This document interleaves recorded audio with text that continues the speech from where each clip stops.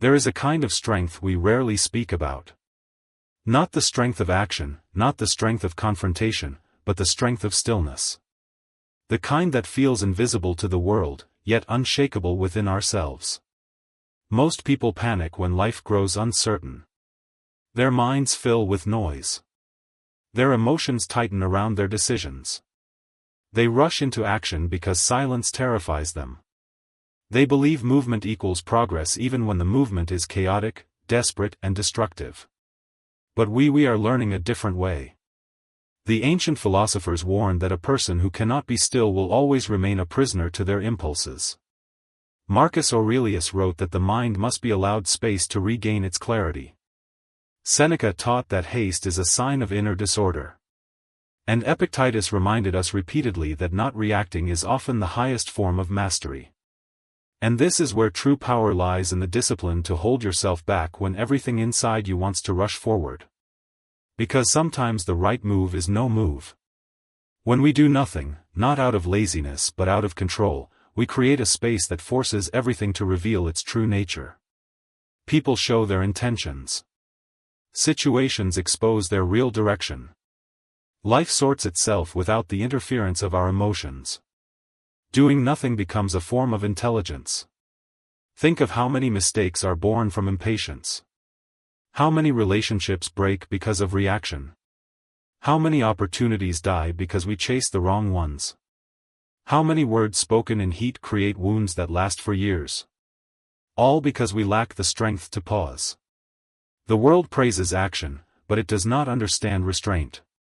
Restraint is quiet. Restraint is invisible. Restraint is the victory no one applauds, but everyone feels.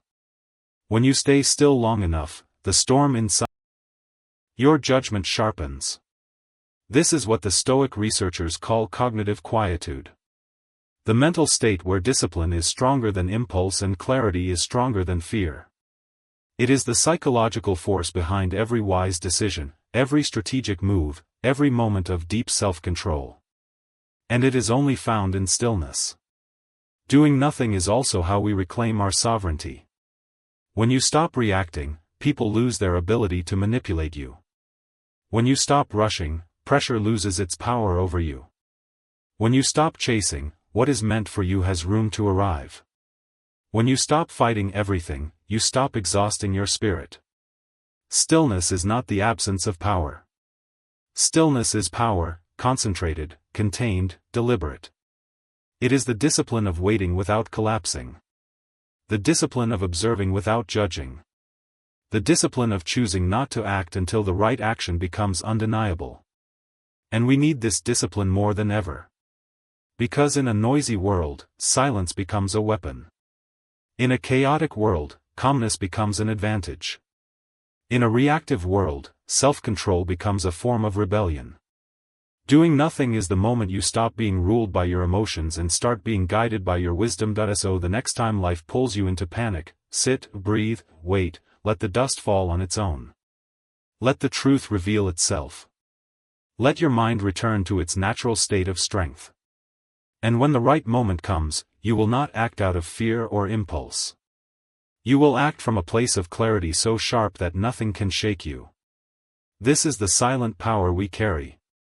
The power that requires no noise, no explanation, no validation, just presence, just awareness, just mastery. The world will not understand it. But we do, because we walk the path of those who the strength of letting life unfold without forcing it. There is a moment in every disciplined mind when you realize that forcing life is a declaration of fear. Not strength, not courage, fear. People force outcomes because they believe nothing good will happen unless they push, manipulate, or control every detail. They fear the unknown. So they try to bend reality with their hands, but the more they force, the more life becomes tangled, like a rope pulled too tightly, ready to snap. We, however, are learning a different kind of mastery. The Stoics taught that the world unfolds according to its own rhythm, not ours. Clenth, one of the early Stoic scholars, wrote that the universe moves with purpose, whether we align with it or resist it, and Epictetus sharpened that thought into steel. Some things are in our control, others are not. To understand the difference is to rise above the chaos that enslaves most people. This is why doing nothing at the right moment is not weakness. It is alignment. When you stop forcing life, you begin to see what was meant for you and what was never yours to hold.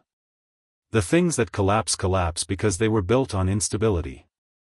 The people who leave because they were tethered to convenience, not truth. The paths that close because they were leading you away from your strength. Stillness reveals what force tries to hide. Highly disciplined minds do not chase every answer. They allow space for clarity to emerge. As modern Stoic researchers note, mental overexertion creates cognitive distortion, a state where emotions interfere with rational judgment. But when we retreat into quiet observation, the distortion dissolves. We begin to see clearly, objectively, calmly. And this clarity is where true power begins. People will accuse you of apathy. They will mistake your stillness for disengagement. They will interpret your refusal to panic as coldness, but their judgment reveals their inner chaos, not your lack of care. Letting life unfold does not mean surrendering responsibility. It means refusing to wage war against the natural order. It means saving your energy for the battles that matter. It means acting only when action is strong enough to create change. Most of the suffering in this world comes from trying to force outcomes that were never meant to be. Look at the relationships people try to resuscitate long after trust is dead. Look at the careers that drain their spirit because they fear doing something new. Look at the habits they cling to because discomfort terrifies them. Force creates misery.